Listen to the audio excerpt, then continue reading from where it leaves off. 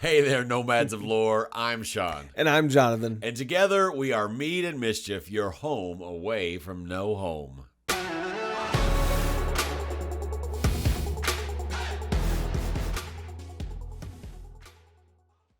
In this video, we are going to be reviewing and discussing episode 5 of season 2 of The Wheel of Time, Amazon's The Wheel of Time on Prime. So, rhymed. Sorry, this one's coming out. We had every intention of getting this out to you sooner this week, but bureaucrats got involved, like literally. That's enough we'll say about that. And so then that didn't happen. So We're releasing this at about the same time. Wanted to say to those of you who saw our review on episodes 1 through 4 of the show, we really appreciate you guys. And we're just blown away again at how really, really great this community is. The Wheel of Time community is amazing, and we really appreciate you guys. Even, we made a mistake in our video, and we were laughing about something that happened in episode 4 and noting something, and there were several of you who commented on that video and pointed out our mistake. Specifically, we were, I was laughing at the fact that the Sean Chan had a hick accent, and in today's nonsense climate where people are trying to think about all the things that, or whatever, it's like, oh yeah, are they trying to make this like slave owning South and whatever else? And several of you were pointed out, hey, no, that's straight out of the books. And what was really impressive to me, was that y'all jumped on there and did that. We really appreciate it when y'all all remind us of stuff that's in the book that helps our enjoyment of the show and keeps us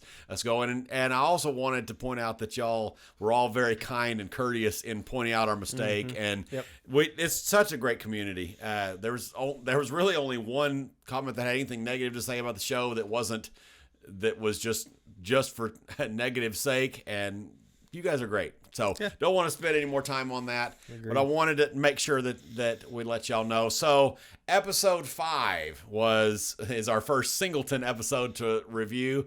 What did you think overall of episode 5? There's a lot going on in this episode. There was a lot going on. I felt like it was really good. And overall it seemed the most similar to the books out of all the episodes that I've seen so far that I remembered. That's interesting because there was a lot of changes. There's still a lot of change. I'm saying most similar out of at least season 2. It felt the most similar. Yeah, maybe that's what it was. There's still a lot of changes. Obviously there's going to be, but there was lots of things that I enjoyed. Lots of things I didn't. Oh, really? Just not lots.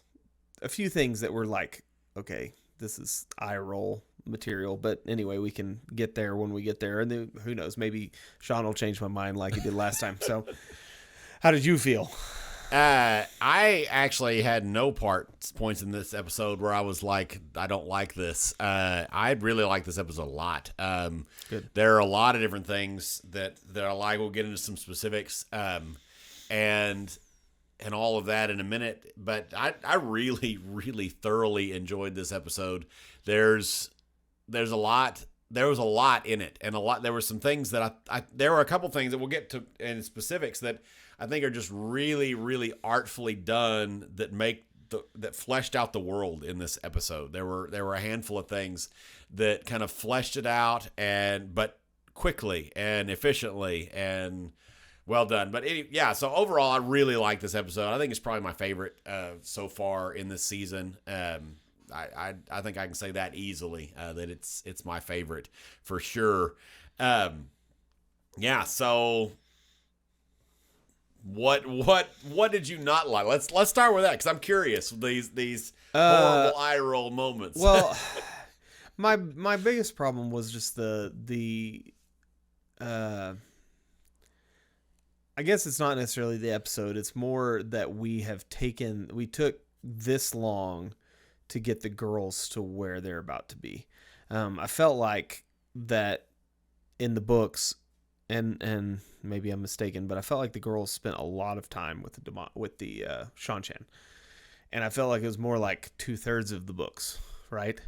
No, I don't think so. I think it's probably 2/3 I mean, in. 2/3 of the book. Like I would. Oh, really? Yeah, it was not. So maybe it's It's right probably on like par. the last third. I would think. I'd have to go back and look. And maybe it's just how impactful it was. And so that's one thing that I think we've shown that they're scary and terrifying, and the collaring of Egwene in front of High Lord, what's his name? Turok. That's a video game, by the way. Is it? Yeah. Apparently, dinosaur video game from a long time ago. Dinosaur video Nintendo 64 game. people, you remember that? The Turok 64. Anyway, Okay. I don't know. It's dinosaur hunting or something like that. I've only all played it right. one time. Let us know in the comments if you played Turok 64 or whatever it was. Let's see, but then maybe that's not an issue. I've just have been waiting to see the whole collaring stuff and all of that, and John, you heard it here first. Jonathan's been looking forward to watching the torturing of women. No, I think it's a very important part of this book. There's a lot of stuff that is fluff throughout the books for me that is just like, okay, I can get past that. A lot of things that you enjoy about like the political side of things that I'm just like, whatever.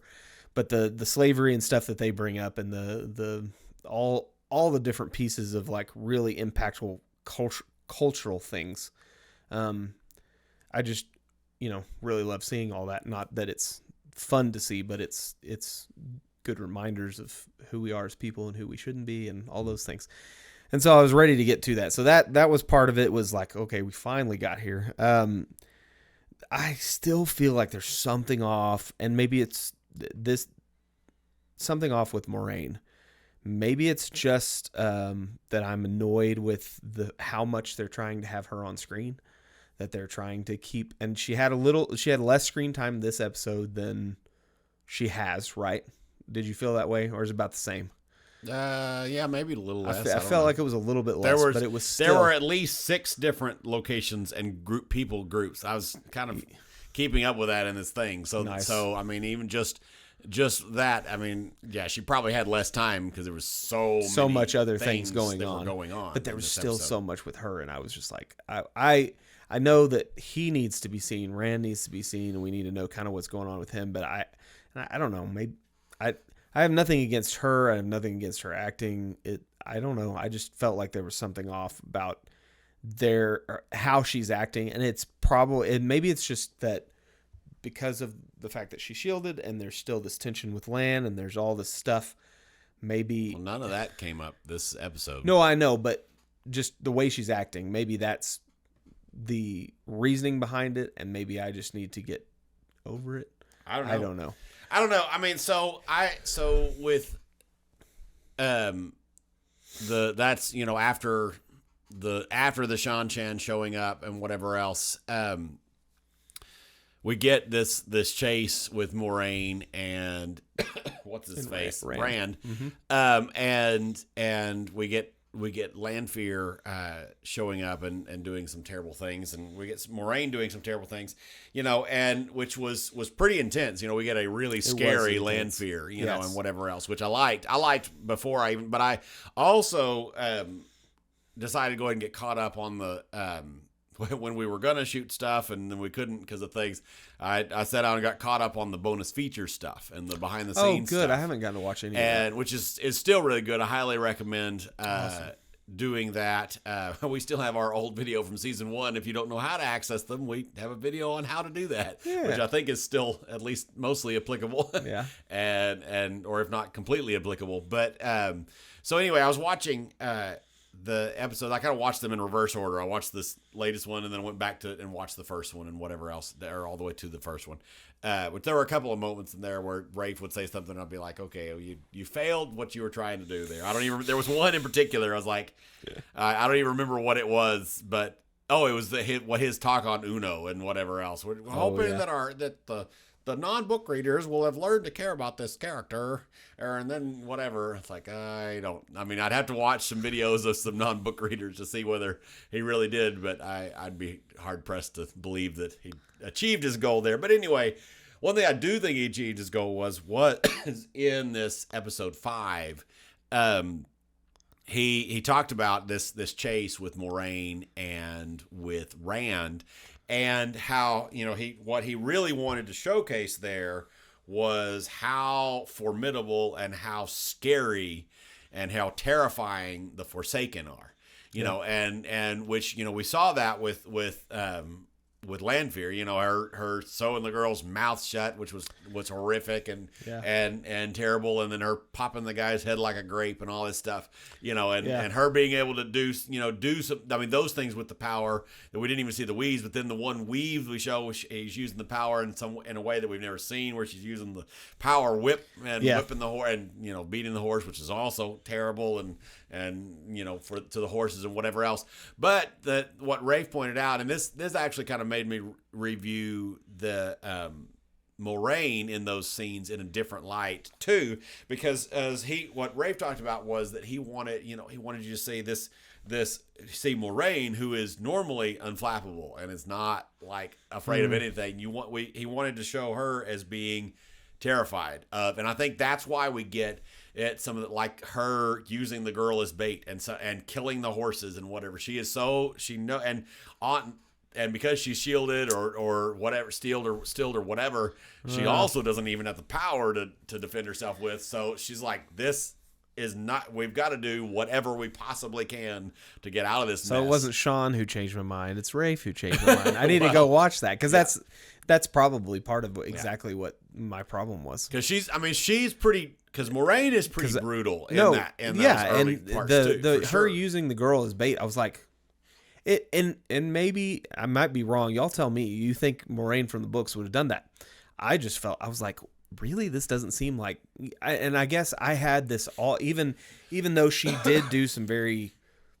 I know she did some sideways things, obviously, with the group in the beginning of the book, like not telling them where they're, not telling them anything and forcing them to do different things and whatever.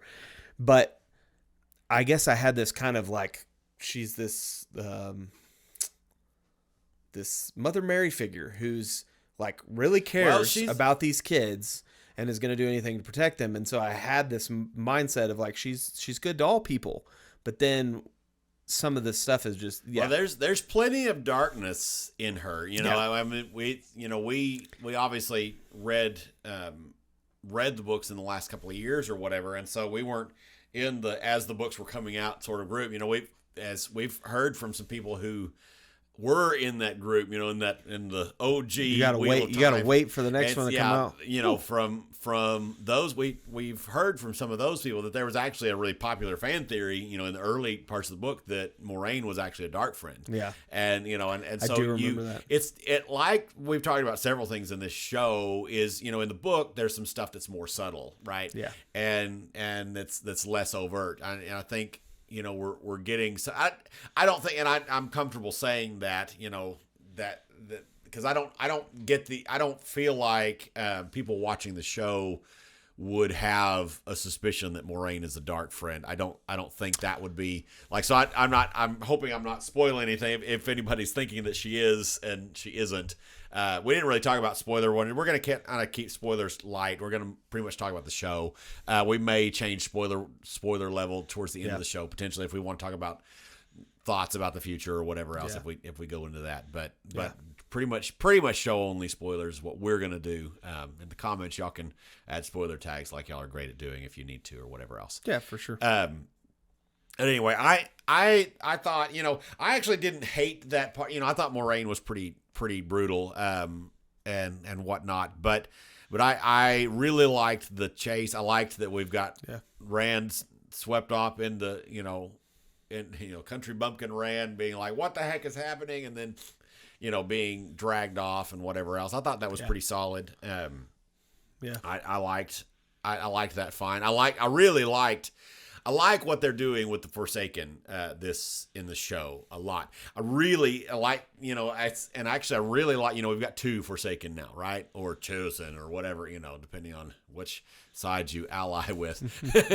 But, the Forsaken, I really, really like this sort of dual look at Lanfear and Ishamael. We get these two pictures that are both pretty terrible of what a Forsaken can be. We get, and I think we'll continue to get these characters. We'll see more, and we'll see changes in these characters, as the seasons progress, especially Lanfear, I think. But right now, you see Ishamael as this cold, calculating, spinning, spider spinning all the webs. Kind of, I don't know if the spider's the right word because he's more visible or whatever else, but we're liable to get a Forsaken that's more spider-like later in the future. Dun, dun, dun. But who knows? But we get him that's kind of the almost manipulative, general-ish person, and then we get Lanfear who's a crazy, horrific, mean person who's also in love with Rand or the Dragon Reborn or whatever, his past self, new self, young, shiny new model self, whatever is going on there, who is willing to do we've seen some pretty terrible things with the power and whatever else. I really am liking that.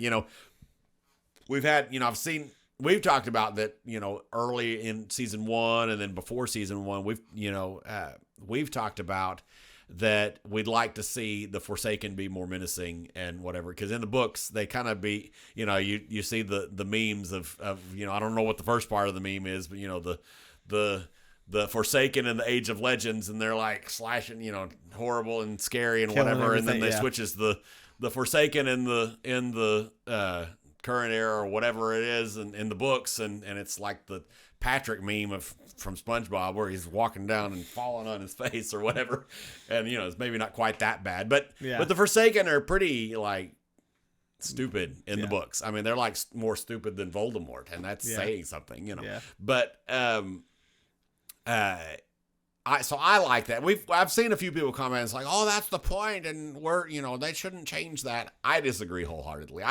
I think that the Forsaken well. Being like feeling scary and like I don't remember ever in the books other than one or two specific exceptions. I don't really remember ever really feeling like the Forsaken were ever a huge threat for most of the books. I mean, there's a couple of specific exceptions. I agree, but like they never really. But in the show, they feel like a threat. They feel like right now, and that's something I think we've talked about this a bunch of times, not necessarily with Wheel of Time, but in other things, that a problem with today's cinema or whatever, and storytelling in general, is weak bad guys. Right. Really weak bad guys. So it's good to see Rafe leaning into. For me, I am enjoying it so far. I think she's not who she was in the books, Lanfear. She's not exactly the same, but she is similar. Mostly the same. Yeah.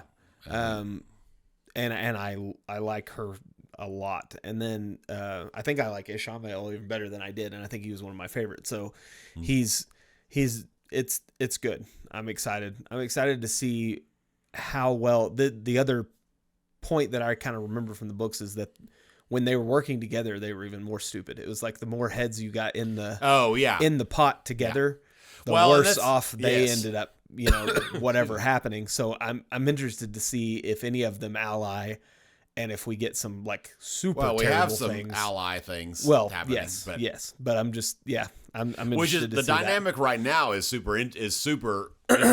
Their relationship is pretty fascinating because they love each other, they hate each other, they want the same end goals kind of basically, but have very different views about how to get there. Ishamael's thinks he can manipulate her, and she's is allied with the dark heavily, but is willing to do whatever it takes. Believe in the dark, that's that whole scene or whatever else, and so they're interested there. Yeah. So they're super interesting. Yeah. I really think their characters are going to be really cool. Staying in the land of the darkness. We've got our first, now it's a soft reveal. I think if you hadn't read the books and you weren't kind of watching and paying really close attention or watching the behind the scenes things, I don't know if you would catch that we have our first revealed Black Ajah person.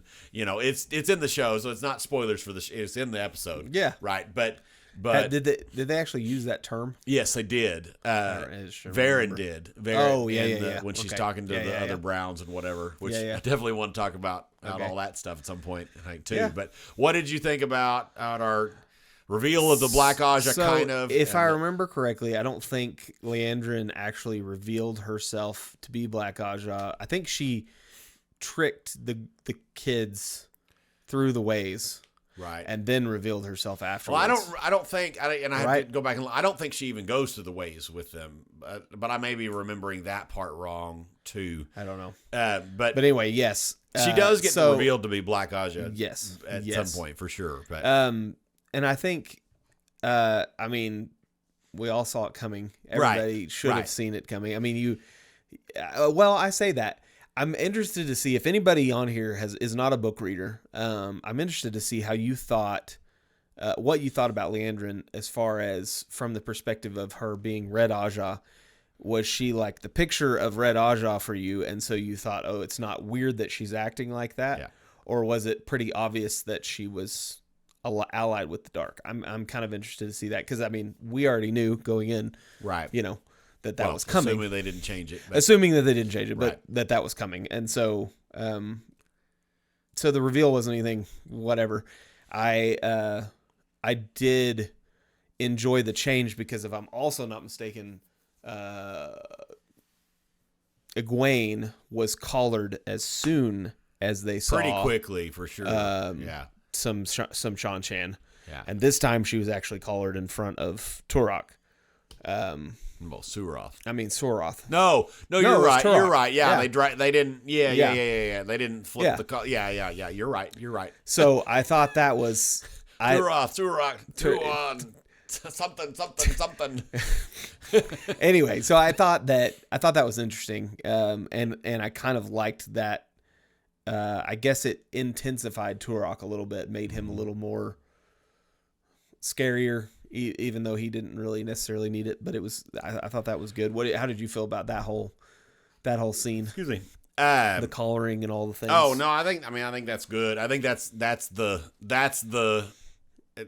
I don't know that I have a whole lot of feelings or thoughts a ton about it. That's the kind of the tag to the next episode. I'm relatively sure that the next episode will be pretty much mostly devoted to dealing with her being collared and and all the fallout from that and all of those things, and which I'm super excited, because we'll kind of get to see some of the beginnings of what Egwene is made of, as well as some. We ought to see some interesting stuff with Nynaeve and maybe even Elaine, and stuff in that episode as well. So I think this next episode is going to be really good. I think it's going to be centered a lot on that. I agree with you. I'm excited about it. I think it's going to be. I hope that they spend a lot of time on it. That's all I can have to say. Yeah. Well, they won't. They won't probably do like they did with Nynaeve's testing. Because that was a change. That's another thing that Rafe talks about at some point is they spent. I don't even remember but they spent a huge chunk of time specifically dedicated to that, where there weren't anything else, no distractions, whatever. We're just focusing on. I think they talked about episode 4 kind of being the mid-season finale or whatever, and that was kind of the catalyst of it and whatever else. And so I don't think they'll do that. They won't. But they. I do think that'll be the main focus of this episode. I think that's almost certainly the case, which I think will be really good. So that's I don't know that I have a ton else to say about that. We did see a little bit another thing Rafe talked about in one of the episodes, and we did see this is wanting to see the this was an earlier thing. He was actually talking about Alana and some of them and some of the family life. Actually, that actually helped some of the stuff from earlier. I still say they spend a lot of time talking about sex jokes and whatever else, but and all they spent a lot of time focusing on that and could have spent whatever else. But it was actually fascinating that, because what they were trying to do was showcase this sort of healthy, happy, Alana's got this whole family around her and her warders and all, this lively scene of Aes Sedai outside of the tower, and then directly contrasting that with Moraine's homecoming and this and that being, and her life outside of the tower, and whatever else one might say about Rafe, and that I think you'd be hard pressed to say that he does, that he isn't thinking about what he's doing and isn't trying to make something that is artful, like is creatively well done. Like he's trying to craft a good story. Now, is he hitting always? Is he spending too much time on the warder bond? Is it, in episode 5 of season 1 did we need to spend a whole episode on that one thing? Is he hitting everything? And I don't know that he is, and some of that's up for interpretation. But I do think that he's thinking about what he's trying to do and trying to show certain things and trying to show, and I think that was one of the things I loved seeing the Brown sisters and Perrin showing up at the tower. I'm really enjoying, we see the yellow sister with her warder that, saves Nynaeve and Elaine. And we see, basically, essentially Aes Sedai, who is essentially a spy out in the world. And then Perrin coming back. I'm loving Perrin's portrayal personally, like a lot. Yeah. And I loved the little picture that we got, this little snippet that we got of the Brown sisters.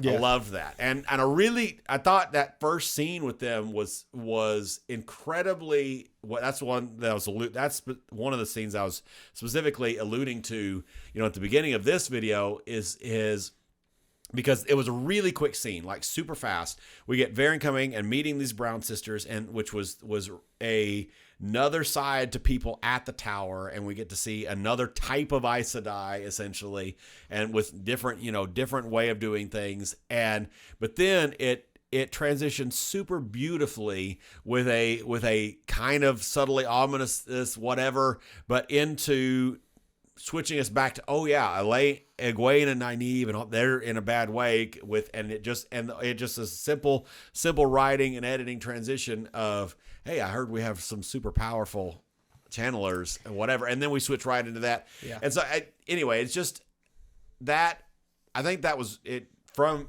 a television standpoint. I loved that scene.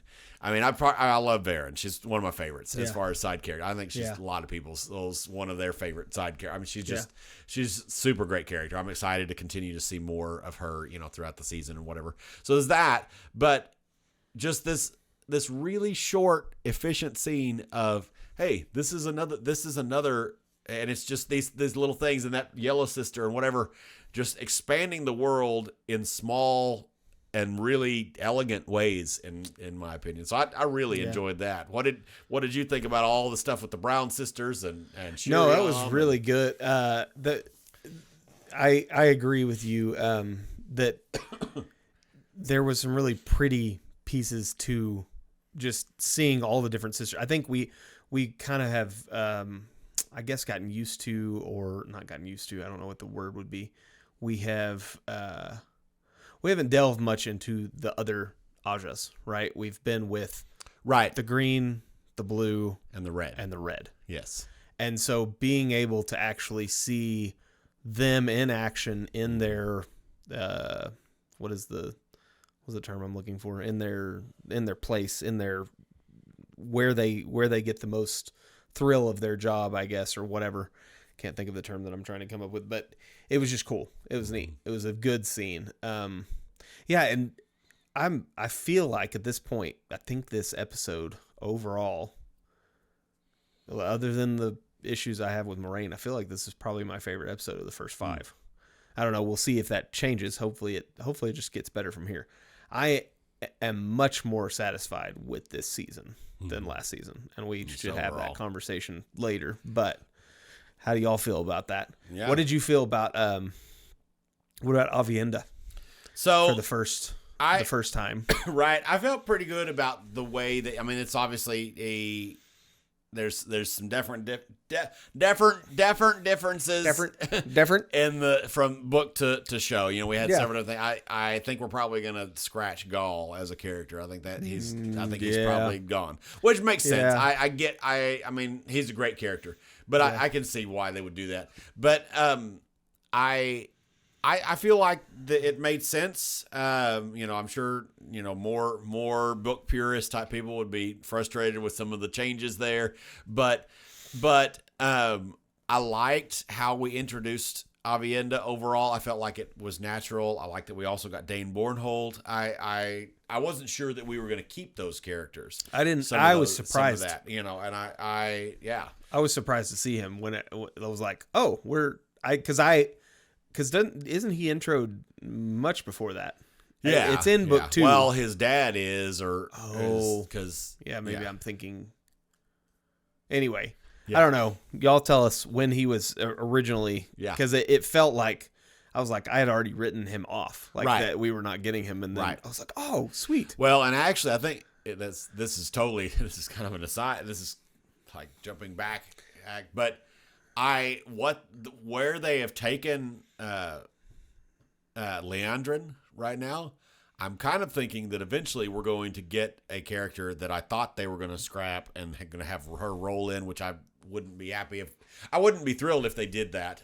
But I think they're going to keep more characters than I thought. Yeah. Basically is the point. Yeah. And so I thought Avienda was good. I liked her and Perrin fighting. I was watching it with my wife. We were sitting there watching it, and my wife was like, "Oh, she better put her veil on," and sure enough, she did. You know, they didn't make that mistake again. No. And and she did, and she put her veil on. I thought that I also noticed, and this is a prophetic spoiler, I guess, kind of. We sort of, not really, but I did you notice that Perrin was fighting with a sledgehammer, basically? Oh yes, yes. and I did. Whatever. I did catch that. I was like, a little nod there. Yep. Yeah. I'm sure that's it's been interesting really cool. If you've seen that. Was it in episode 3 or 4? He fought with something like a club or something, and it's been interesting to see that they've been very careful to not have a sword in his hand or anything. Like it's always been something else, like a hammer, whatever. And anyway, not to be spoilery or anything, but I'm excited for that whenever that happens, because that was one of the coolest scenes in the books. But anyway, so that was really cool. Her fighting was great. It's great Maiden of the Spear stuff. Yeah. I feel like my only problem with that is I felt like that I know she's a maiden and and we've already seen Aiel or kickbutt fighters in the show, right? And so there's kind of precedence for that and whatever else. But I felt like that the White Cloaks should have probably been more competent than they were. The White Cloaks are taking over for the Forsaken. That's what. Okay, that's sure. That's what the change was. But sorry, and I don't know how. I mean, they would have had to make that scene last a lot longer to do that, and so that's it's kind of. 6 and 1/2 dozen the other, maybe, but I thought it was really cool. It was interesting to me that it was still pretty stylized fighting, but of course they didn't use the same camera work and same camera boom and the auto boom or whatever the from Fifth Element, big bada boom, whatever. Whatever they were doing, in that cold open scene with Tigraine and whatever else. So they didn't shoot it the same way, but it's still the same stylized fighting, which I liked. That's not everybody's taste. We had in comments before, we had both sides of that coin. But I thought it was really good. She was good kick butt. I liked the camaraderie with her and Perrin. After that, I think that's interesting. Yeah. And we get introduced, and of course, I mean this. Her telling him that she has toe. I think she's less. I feel like and we haven't seen enough of her. I feel like she was a lot more severe in the book. She had a more emotional mask for a lot longer with characters. So I think she's broken down walls a lot quicker. But I don't know that I hate that. We'll see where that goes, and we'll see what happens when she meets other characters in the show and things. But yeah, I'm not hating. I did roll my eyes a little bit. It's like whoever's writing the humor for this show only understands middle school like sex jokes. Like all of the jokes are that. It's like it was actually pretty funny. It was actually pretty like it was cutesy and what it like this was actually tasteful and funny and whatever else. But it just feels like that's the only kind of joke we can tell at this point. And so, whatever. But it was, I liked this iteration of that better because it was fun. I'm curious to see how we do their relationship. I am curious at this point whether they set up some things differently than in the books. And so we'll see what happens. But I don't know. We're gonna see what happens. But do you okay, well, before we do that, do you have anything else other than what you were just talking about? For them? For this. Like, do you have anything else that the whole show? Was there any other specific thing we wanted to talk about? The only thing I wrote down that is really true is that wolves are the best people. Hopper is the best. Hopper is the best people. Yeah, it's very true. But yeah, one thing I wanted to speak on as far as comments came, I don't know if I misspoke or if I was just misunderstood or whatever in the video last time. I think maybe I just misspoke or said something confusing or something. But as far as the things being more gory, less gory, show, book, all the things, what I was trying to say to y'all is that I feel that the show, not the books are very gory and they have lots of different crazy parts in them and lots of things. Some things are more subtle than others, whatever. But I felt the show sometimes has parts that I feel like if we're going to be gory, let's just be gory across the board. Or if we're not going to be gory, let's not be gory across the board. Either one. I just feel like it's weird the things that they pick and choose. That's all. That's really all I was going to say. And then my question to you is, do we want to go into what you were just talking about and give a big spoiler warning for future craziness down the line? Love, quadrangles, quinta-angles, things. Let's raise our for the remainder of the video. Let's just for safety's sake, let's raise our spoiler level to all the books. Before we do that, thank you guys for all that you do. If you're leaving us, it's good to see you. All of those things. So I don't think we're actually going to spoil much of anything. No. So did I understand what you were saying as far as the fact that you felt like maybe they were leaning into Avienda and Perrin becoming a thing? Yeah, so either them becoming a thing or we'll have or possibly a love triangle. I don't know. Right now it's pretty platonic. I mean, other than the types of jokes or whatever else, but it feels very platonic, and it could definitely stay that way, and that's for sure. Actually, since we've raised our spoiler to forever, something that I think that you and them, I think we were on two separate wavelengths in the last video because I think we were talking about two different people, and I think they were right there with you, but I was somewhere else. So when you were talking last time about Logain, I think you were talking about him becoming what's his face, the guy that leads the Ashamon. That leads the Ashamon. Yeah. So I was not talking about that. I was talking